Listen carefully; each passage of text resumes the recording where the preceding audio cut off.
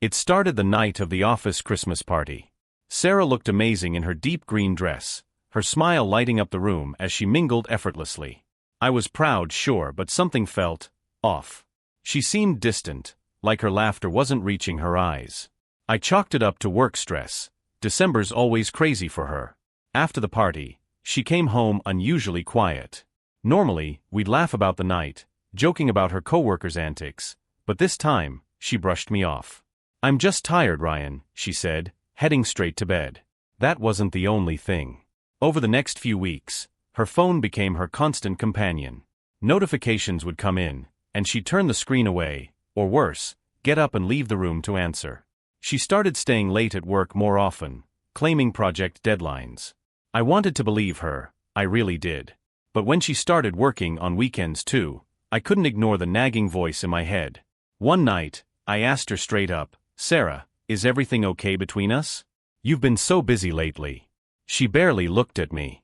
"You're imagining things, Ryan." "Everything's fine," she replied sharply, then walked away like it was me being unreasonable. That should have been my first real red flag. Things came to a head when Lily, our daughter, asked why Mommy was always working. Her little voice broke my heart. "Is Mommy mad at us, Daddy?" I reassured her, but inside, I was unraveling. Something was wrong, and I needed to figure out what. That's when I decided to look for answers myself. I couldn't shake the feeling that something wasn't right, and Sarah's answers only made it worse. I hated being that guy, the suspicious husband, but the distance between us wasn't something I could ignore. Her once warm and affectionate demeanor had turned cold. We barely talked, and when we did, it felt forced. Even her hugs, when I got them, felt more like a formality than a genuine expression of love. One Saturday, I decided to test her excuse about working overtime. I packed Lily up for a surprise visit to her mom at the office. "Mommy's gonna be so happy we brought her lunch," I told Lily, trying to mask my own unease. We arrived at the building, but when we got to her floor, it was dead silent. Not a soul in sight. I tried calling Sarah, but it went straight to voicemail. My stomach dropped. "Maybe she stepped out," I told Lily, though the knot in my chest screamed otherwise. We left the lunch on her desk, and on the way home, I couldn't stop replaying every odd moment from the past month in my mind. That night, I brought it up again. "I stopped by your office today with Lily. You weren't there. What's going on, Sarah?" Her face froze for a moment before she forced a laugh. "You should have told me. I was probably running errands for the team. It's crunch time, you know." She waved it off and changed the subject, but her answer didn't sit right with me. It was too quick, too polished. Over the next week, her behavior got stranger. She started dressing up more than usual, even on casual days, with makeup and perfume that seemed unnecessary for sitting behind a desk. When I'd ask about her day, her responses were short, vague. Same old, same old. That was her favorite line lately. One night, while Sarah was in the shower, her phone buzzed on the nightstand. I glanced over and saw a message preview from someone named Chris. "Can't stop thinking about last night. Let's make it happen again soon." My heart dropped. My hands trembled as I stared at the screen, torn between opening the message and pretending I hadn't seen it. I told myself it could be harmless, a misunderstanding. But deep down, I knew better. I didn't confront her that night. Instead, I spent hours lying awake, staring at the ceiling, trying to make sense of what I'd just seen. Every moment from the past few months suddenly clicked into place, forming a picture I didn't want to see. The next day, I decided it was time to find out the truth. If Sarah wasn't going to give me answers, I'd get them myself. I couldn't live in limbo anymore. If I was going to confront Sarah, I needed proof. Half of me still hoped I was wrong, that Chris was just a colleague, and all of this was a stupid misunderstanding. The other half knew I couldn't trust her words anymore. The next day, I asked my buddy Jake for advice. He was the kind of guy who'd been through his fair share of relationship drama and wouldn't sugarcoat anything. Over coffee, I laid everything out for him: the texts, the overtime lies, the distance between us. Jake didn't hesitate. "You're not crazy, man. Something's up. People don't act like that unless they're hiding something." He leaned in, lowering his voice. "If you want to know for sure, you're gonna have to dig. Check her phone, her emails. Hell, hire a PI if you have to." It felt wrong to snoop, like I was crossing a line. But I couldn't stop thinking about Lily. If Sarah was betraying us, it wasn't just me she was hurting, it was our family. That's what pushed me over the edge. That night, while Sarah was asleep, I made my move. I crept out of bed, careful not to wake her, and grabbed her phone from the nightstand. My hands were shaking as I unlocked it. She'd given me her passcode months ago for emergencies. Part of me hoped I wouldn't find anything. But the first thing I saw was a thread of messages with Chris. My stomach churned as I scrolled. Can't wait to see you again. Last night was incredible. When can you get away next? I felt sick. My hands clenched the phone so tightly I thought I'd crush it. It wasn't just emotional cheating. There were photos too, nothing too explicit, but enough to tell me everything I needed to know. Pictures of them at a bar together, Sarah leaning into him, their faces too close for comfort. And then, one of them in what looked like a hotel room. I wanted to wake her up right then, to demand an explanation, but I stopped myself. I needed more, something undeniable. It was the only way to make her admit the truth. The next morning, I called in sick to work and did some digging. I checked our shared bank account and noticed unusual charges. A fancy restaurant we'd never been to, hotel bills she hadn't mentioned, and even a spa day she claimed was a gift from work. It all added up. Finally, I did what I never thought I'd do. I set up a small camera in the living room. Sarah had a habit of making calls there when she thought I wasn't paying attention. If she was talking to Chris, I needed to know. I didn't have to wait long. That evening, she came home and acted like everything was normal.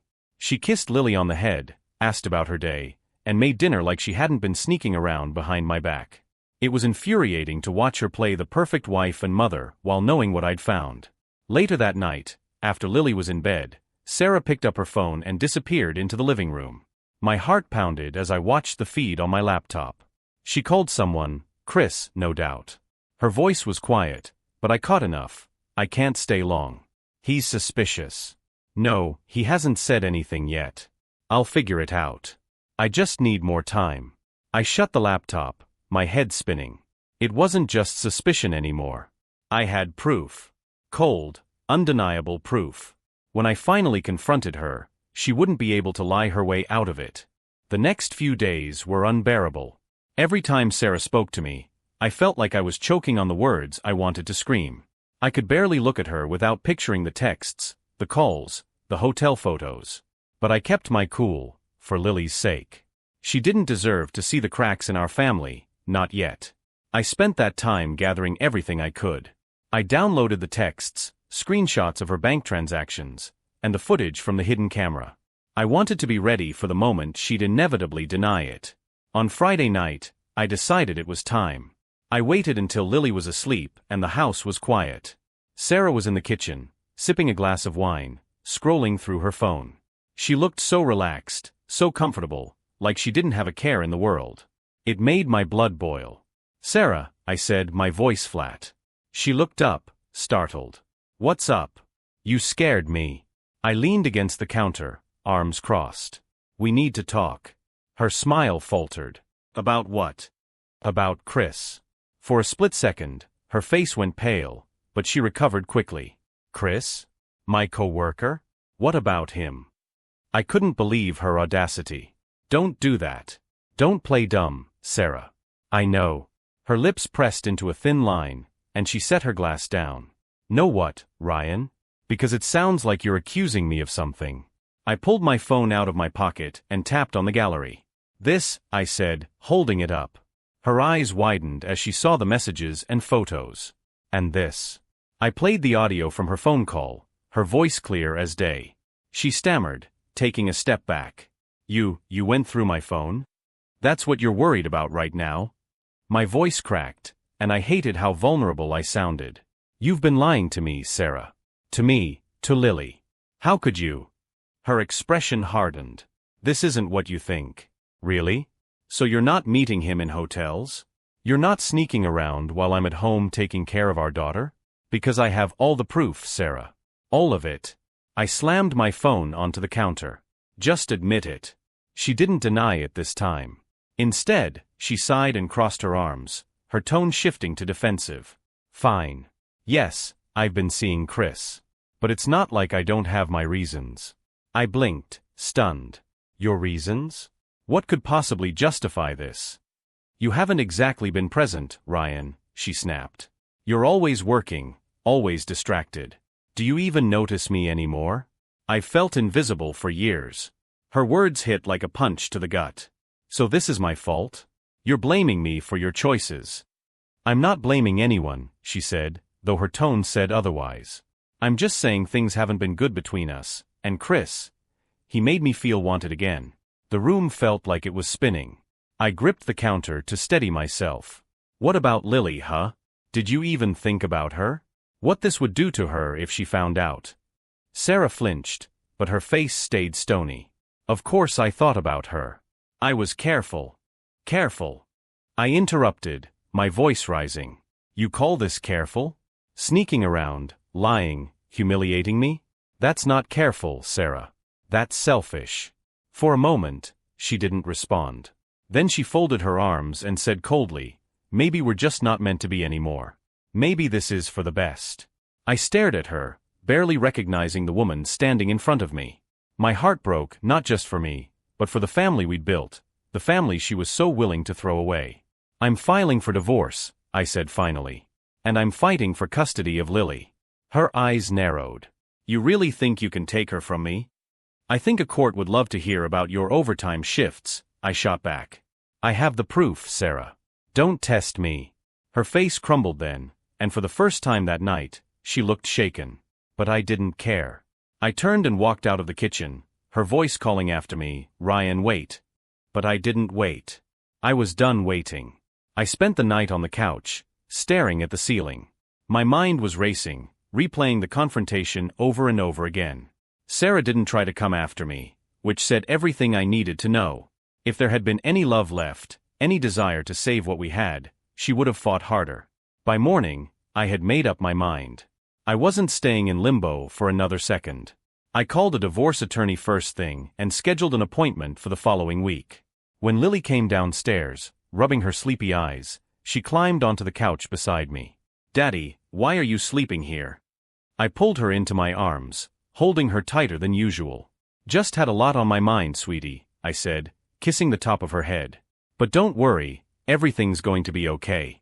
Lily didn't know what was happening, but she was too smart not to feel the tension. Over breakfast, she kept looking between me and Sarah, as if trying to piece together the unspoken wall between us. Sarah avoided my eyes entirely, eating in silence. After Lily went to play in her room, Sarah finally spoke. You're serious about the divorce? Dead serious, I replied, not even looking at her. I was done giving her any of my energy. She sighed, her voice low and sharp. Do you really want to drag Lily through this? No, Sarah. You already did that. The moment you decided to cheat, you dragged her into it. My tone was ice cold. I'm just doing what I have to do to protect her. Sarah stood up and started pacing. Ryan, we can still fix this. For her sake. We don't have to throw everything away. I laughed bitterly. Now you care? After months of lying, sneaking around? After blaming me for your affair? I shook my head. It's too late. She looked at me then, her eyes glistening with tears.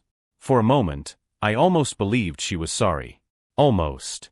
But I reminded myself of all the nights she'd come home late, of the lies she'd told so easily.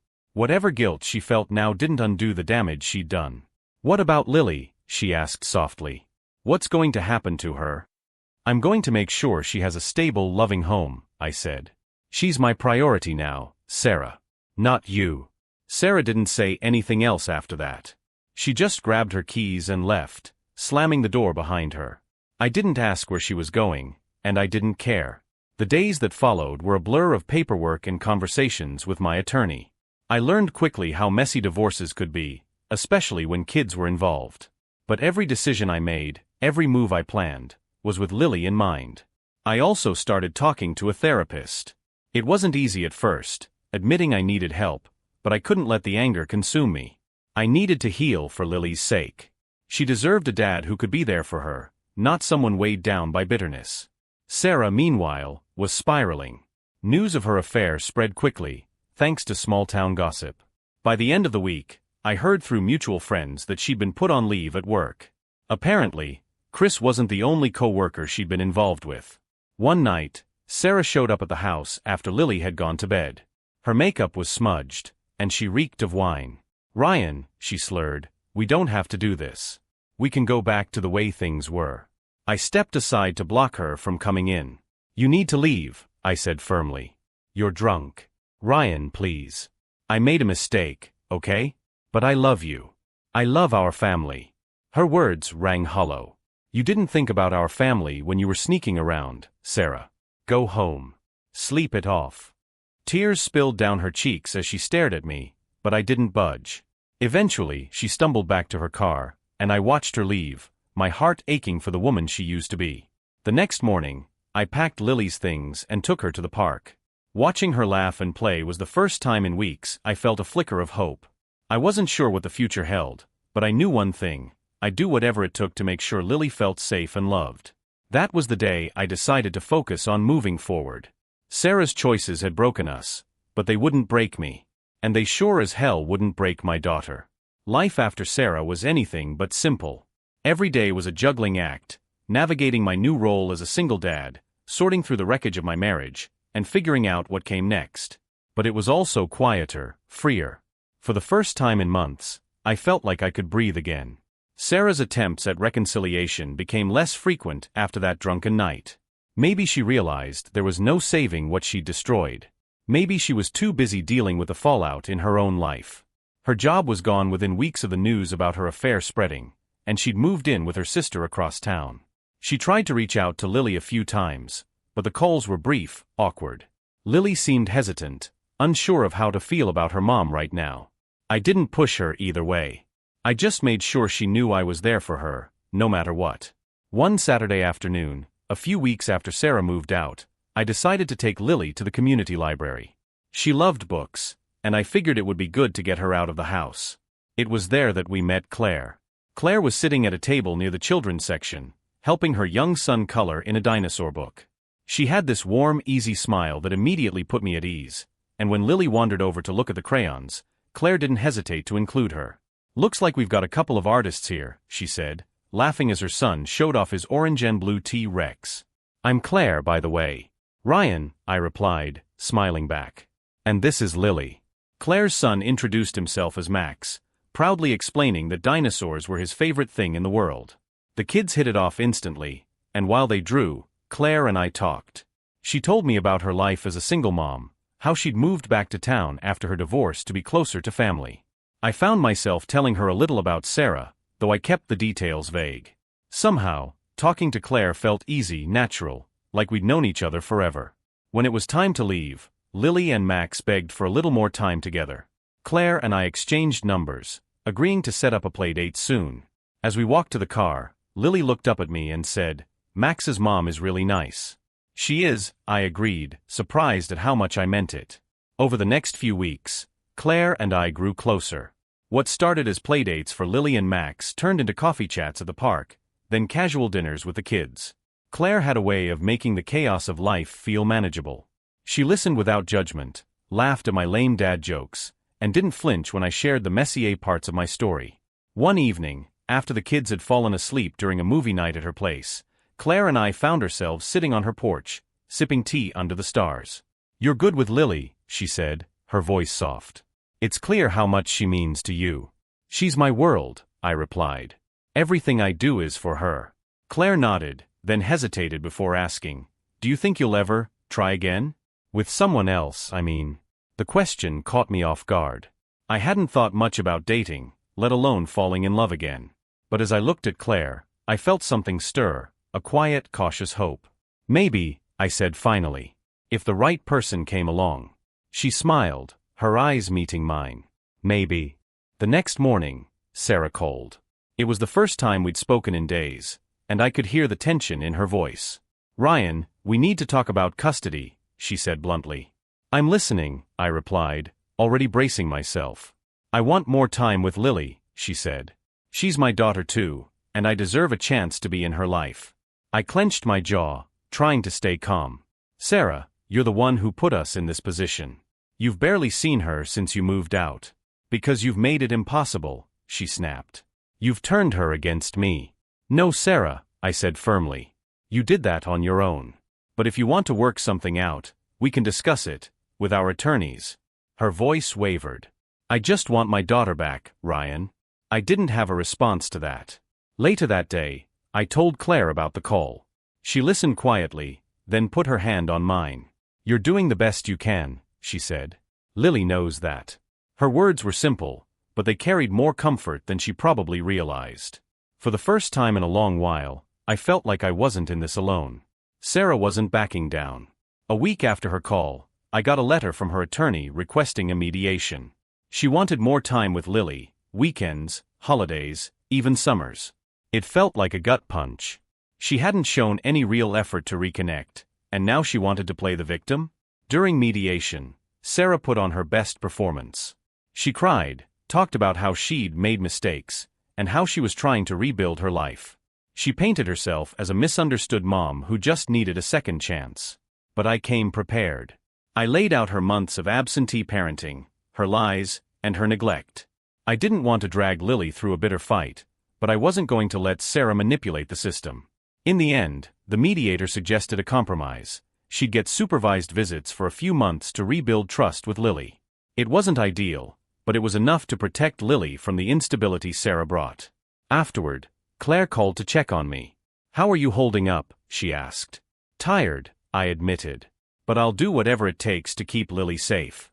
You're a good dad, Ryan, she said softly. Don't forget that. Hearing those words reminded me that, no matter how hard it got, I wasn't alone. Supervised visits began the following weekend. Sarah showed up at the park looking put together, but Lily stayed glued to my side. She wasn't ready to trust her mom, and I couldn't blame her. The first few visits were awkward.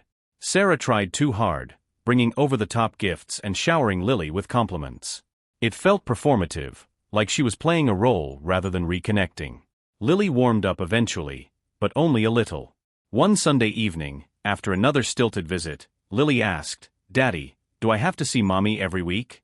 I crouched to her level, brushing her hair from her face. For now, sweetie, I said gently. But if you ever feel uncomfortable, you tell me, okay?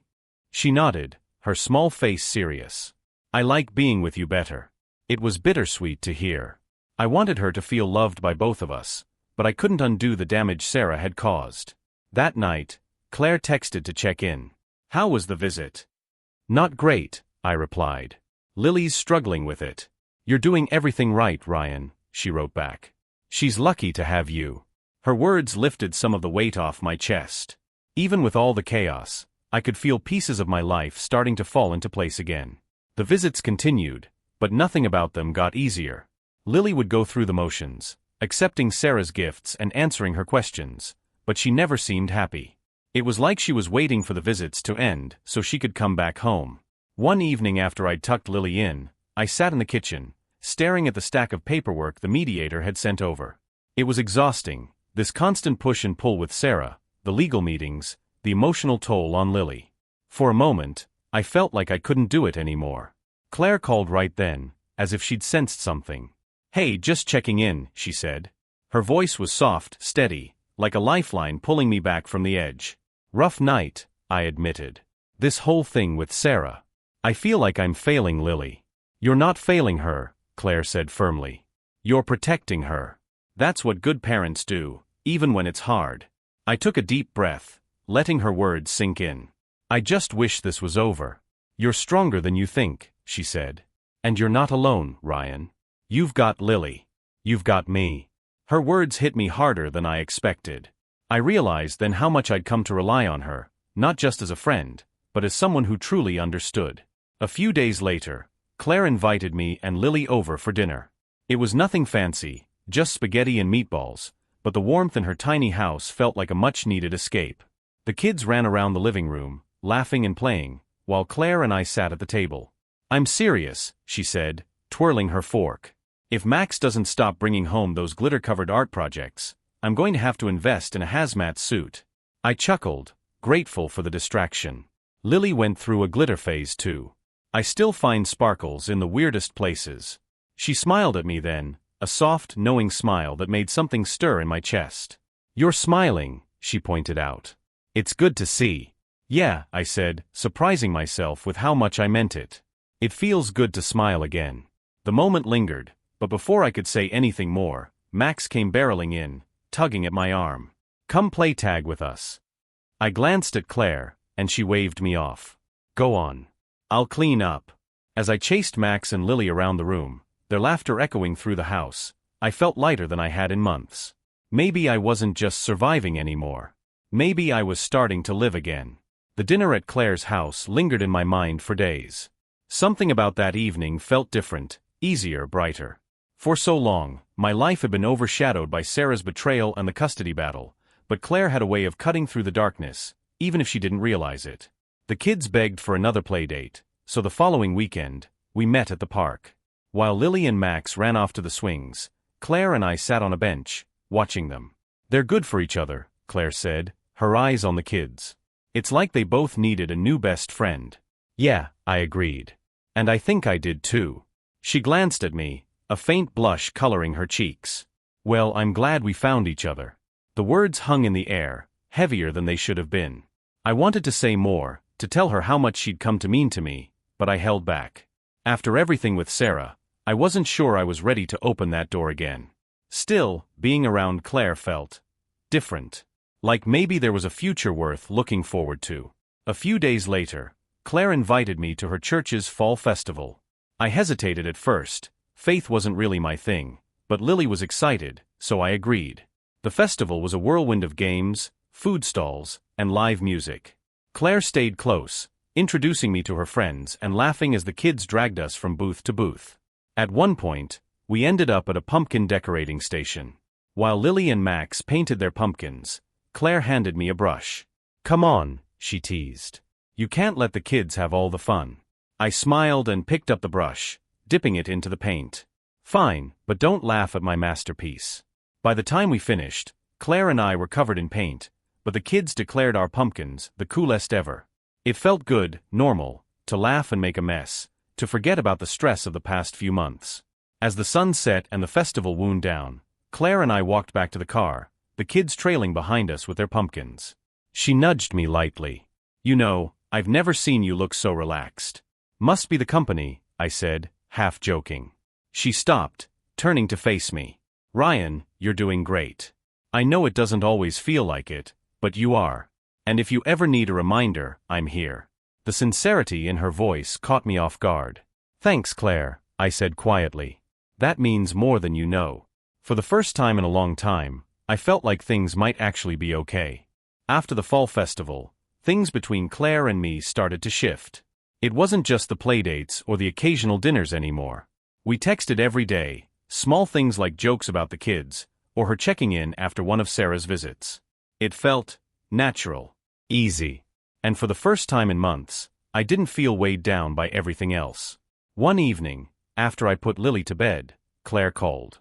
"I was just thinking about the festival," she said, her voice warm. "Max hasn't stopped talking about how much fun he had." "Same with Lily," I said, leaning back on the couch. "She told me she wants to decorate pumpkins every day now. So thanks for that." Claire laughed. "Glad I could help create an obsession." We talked for another hour, and by the time we hung up, I realized I hadn't thought about Sarah once. That was becoming more common with Claire around, less time spent dwelling on the past and more time looking forward. A few days later, Claire invited me over for dinner again. This time, it felt different. The kids played in the living room while we stayed in the kitchen, chopping vegetables and laughing over a shared glass of wine. At one point, Claire paused, her hand resting on the counter. "Ryan," she said, her voice soft, "can I ask you something?" "Sure," I said, setting down the knife. "What are you looking for right now? In life, I mean." She didn't look at me as she asked, but I could hear the uncertainty in her voice. I took a breath, choosing my words carefully. "I want stability for Lily. I want her to feel safe and loved. And I want to be happy again."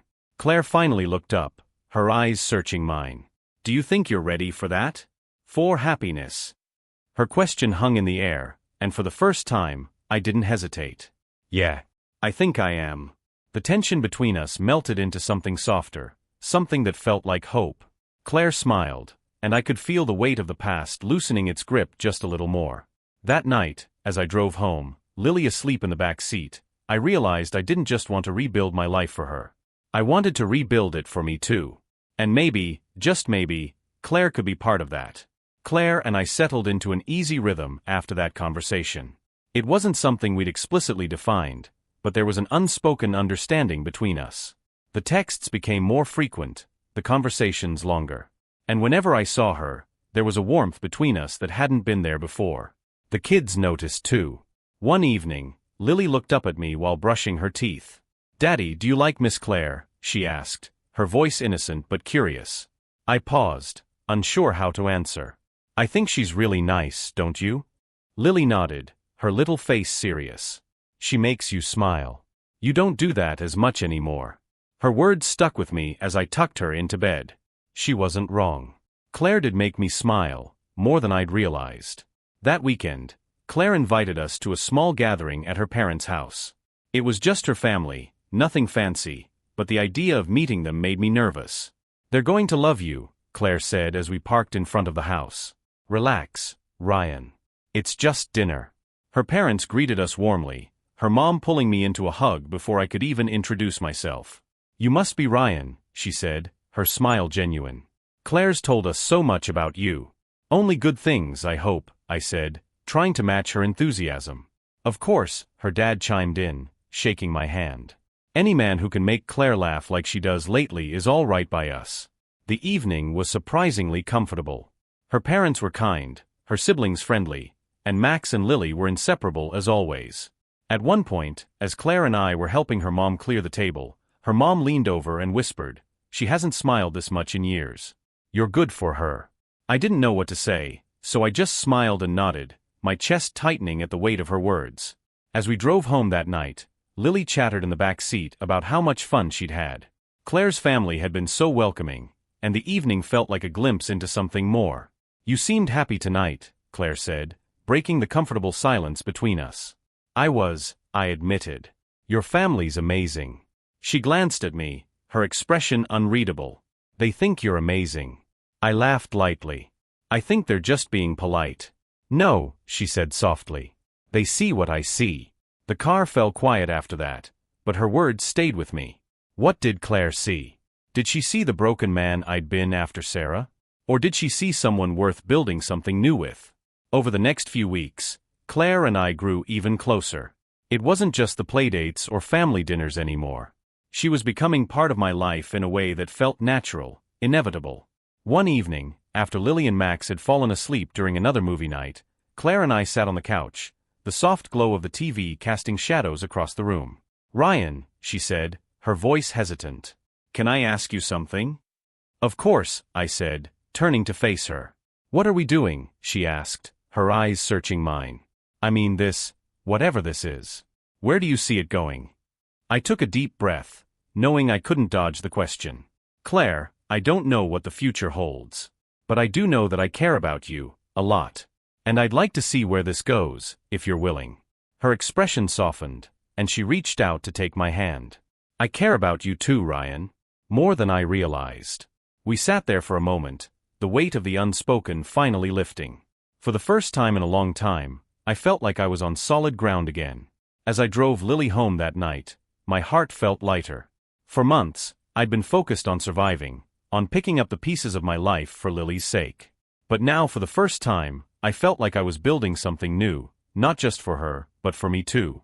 After that conversation with Claire, things felt different, better, more certain. We didn't rush into anything, but there was a quiet understanding between us. It wasn't just about the kids anymore, it was about us. And for the first time since my world had fallen apart, I felt like I had something solid to hold on to. One Friday evening, Claire invited us over for dinner again. This time, there were no playdates or distractions. It was just us. The kids had begged for a sleepover at Claire's parents' house, giving us a rare evening alone. We spent the evening cooking together, laughing as I accidentally burned the garlic bread. When we finally sat down to eat, the conversation flowed easily. It felt normal, like we'd been doing this for years. After dinner, we moved to the couch, sharing a bottle of wine while soft music played in the background. Claire leaned into me, her head resting on my shoulder. It was the kind of quiet intimacy I hadn't realized I'd been missing. "Ryan," she said softly, breaking the comfortable silence. "Do you ever think about What's next? For you? For Lily. All the time, I admitted. I want stability for her, but I also want her to see what a healthy relationship looks like. She deserves that. Claire lifted her head to look at me, her eyes searching mine. And what about you? What do you deserve? I hesitated, then smiled. I think I deserve a fresh start. Someone who makes life better just by being in it. Her cheeks flushed, and she looked away, a small smile tugging at her lips. I think you do too. The night ended with a kiss, not hurried or uncertain, but something soft, sure, and full of promise. As I drove home later, the memory of her lips on mine lingered, filling me with a sense of hope I hadn't felt in a long time. The next morning, Sarah showed up unannounced. She looked more composed than usual, but her expression was serious. "Ryan," she said, standing on the porch. "We need to talk." I stepped outside, keeping the door closed behind me. "What is it, Sarah?" She hesitated, then sighed. "I know I've screwed up. I know I've lost a lot. But I don't want to lose Lily. I want another chance." Her words didn't sting the way they used to. Instead, I felt a strange mix of pity and detachment. "Sarah, I'm not stopping you from being in Lily's life. But that means showing up for her, not for me, not to fix your mistakes. For her." Her face fell, and for the first time, I saw real regret in her eyes. "I'll try," she whispered. "I'll do better." "Then prove it," I said simply, stepping back inside and leaving her on the porch.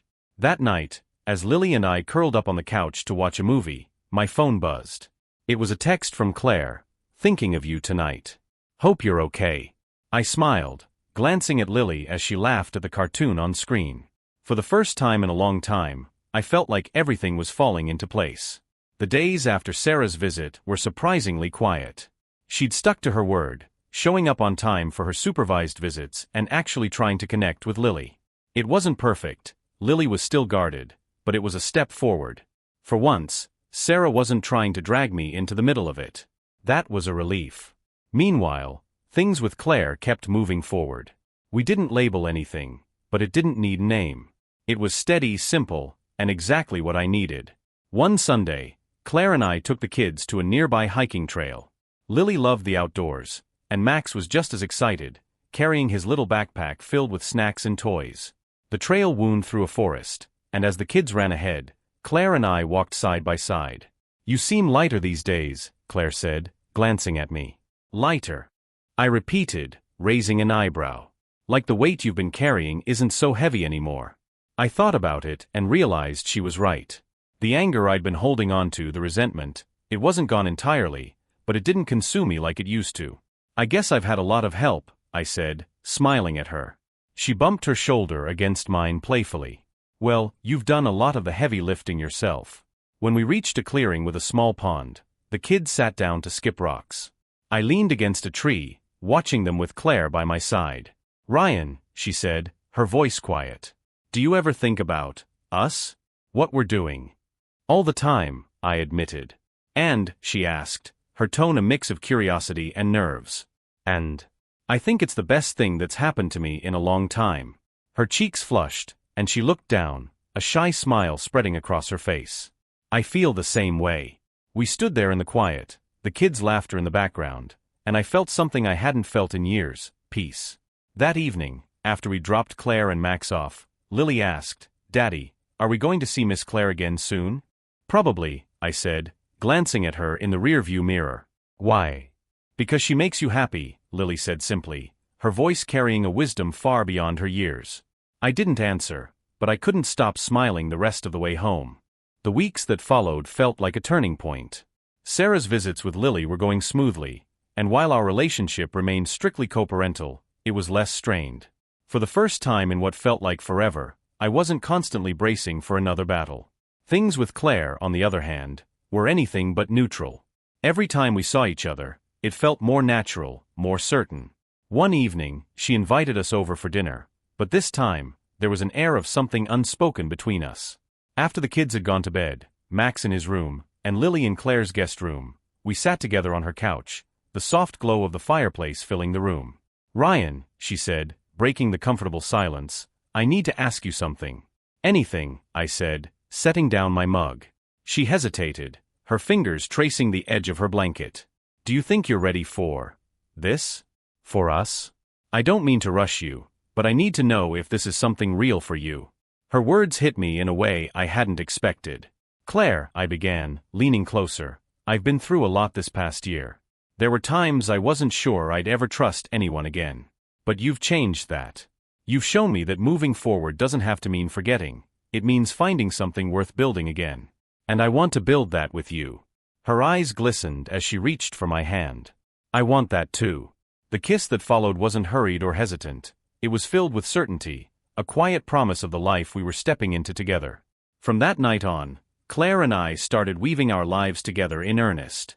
It wasn't rushed or forced. It was about finding a rhythm that worked for us and the kids. Max and Lily were inseparable, and as Claire and I grew closer, so did they. One Saturday, Claire suggested we take the kids to the beach. It was a warm, sunny day, the kind of day that felt like it was made for new beginnings. We packed a picnic, built sandcastles, and splashed in the waves. At one point, as the kids ran down the shore chasing seagulls, Claire and I stood together, our feet sinking into the cool sand. This feels right, she said, leaning into me. All of it. It does, I agreed, wrapping my arm around her. More than I ever thought it could. She smiled, looking out at the horizon. Do you think we'll ever make this official? I mean, someday. I glanced at her, seeing the hope in her eyes. Someday, I said, grinning. When the time is right. That night, as I tucked Lily into bed, she looked up at me with her big, curious eyes. Daddy, do you love Miss Claire? Her question caught me off guard, but I didn't hesitate. I do, sweetheart. Lily smiled, snuggling into her blankets. Good. I think she loves you too. As I kissed her goodnight, I realized how far we'd come. My life had been shattered, torn apart by betrayal and pain, but piece by piece, I'd rebuilt it, with Lily, with Claire, and with a strength I hadn't known I had. Months later, on a quiet evening, I took Claire and Max out to dinner with Lily.